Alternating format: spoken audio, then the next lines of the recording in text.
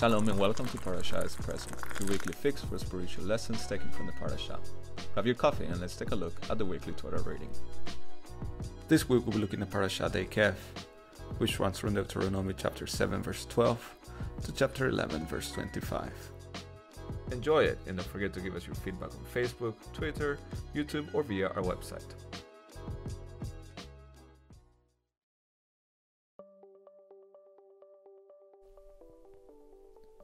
Good morning, Mr. President, says the office lackey to you as you stroll into your princely office. Throughout the day you're working hard to keep your country in good order. Politicians come to you with proposals and ask advice. You attend various different galas and parties and give speeches and are known by everyone in your land. You are certainly the most important person in your country. Can you imagine being president? Can you imagine having the fame and responsibility that goes along with the job? Surely it would be hard to remain humble in such a situation, right? After all, the fate of the nation, to some extent, depends on you. When we think of presidents or kings throughout history, I don't think that humble would be the first word that we would use to describe them. From the inflated reports of the ancient kings of Babylon and Egypt to the modern-day bravado of certain heads of state, it's pretty clear that leaders of nations seem to think that they are pretty special. But it's not true of all of them. 𝐄𝐤𝐤𝐞𝐯, the former president of Uruguay, is famously known to have refused to live in the official house that was designated to the president, and instead lived on a farm selling flowers. He also gave away 90% of his $12,000 salary to the poor. Definitely not your average leader. But then again, neither was Moses. This week we're listening to Moshe Rabbeinu go through his recap of the time in the desert.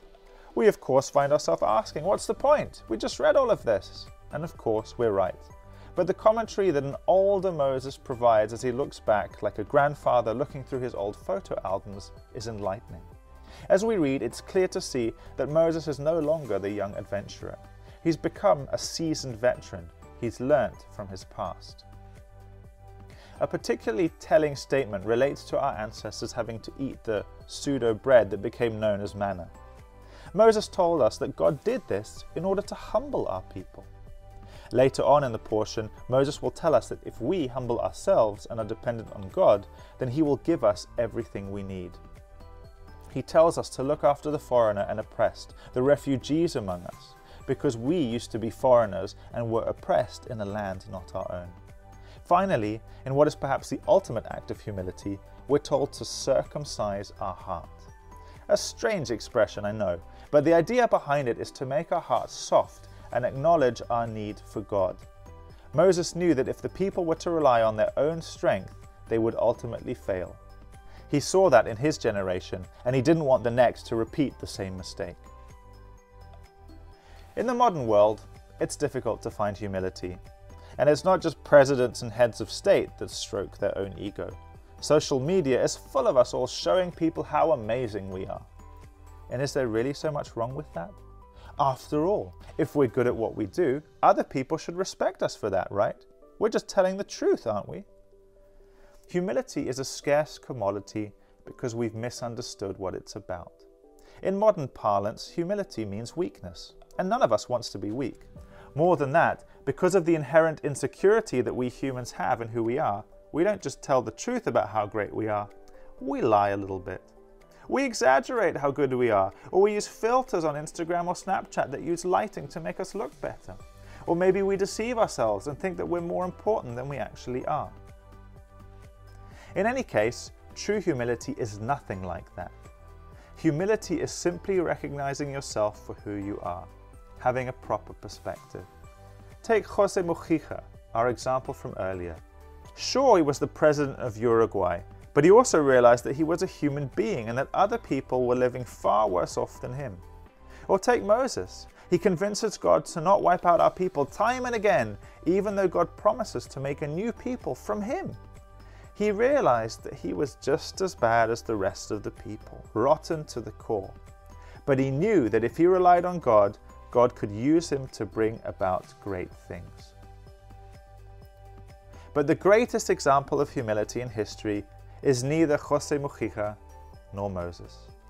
Around 2,000 years ago, God humbled himself in order to rescue his beloved creations, us. He took on the form of a man in the Messiah Yeshua. He died in our place and rescued us so that we can be transformed into the people we should be. Rather than being a despot in the sky, he became like us in order to save us. Now that is humility. If we take a look at ourselves, if we're honest, we're probably not too humble. Perhaps in some things, yes, but not in others.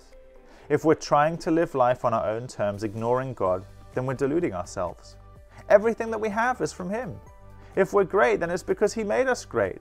And he longs to see us become even greater if we're willing to acknowledge that it all comes from him. Of course, we'd rather do it all ourselves. Of course, we'd rather be strong. That's our corrupt nature. But we're not.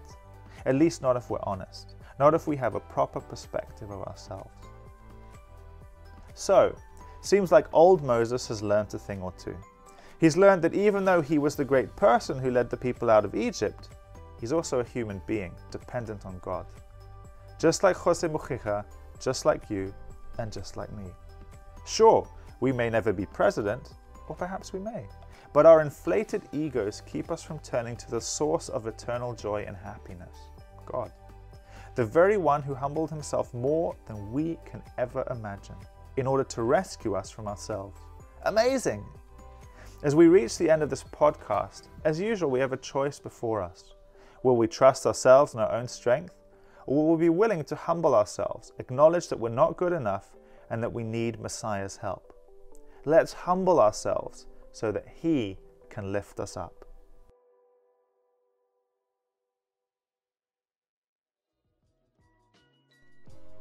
That's it for this episode. We hope you enjoyed our Parasha Espresso. Please don't forget to subscribe to make sure you get the latest episodes. We'd love to hear from you, so please get in touch with us on Facebook, Twitter, YouTube, or via our website at 𝐄𝐤𝐤𝐡𝐚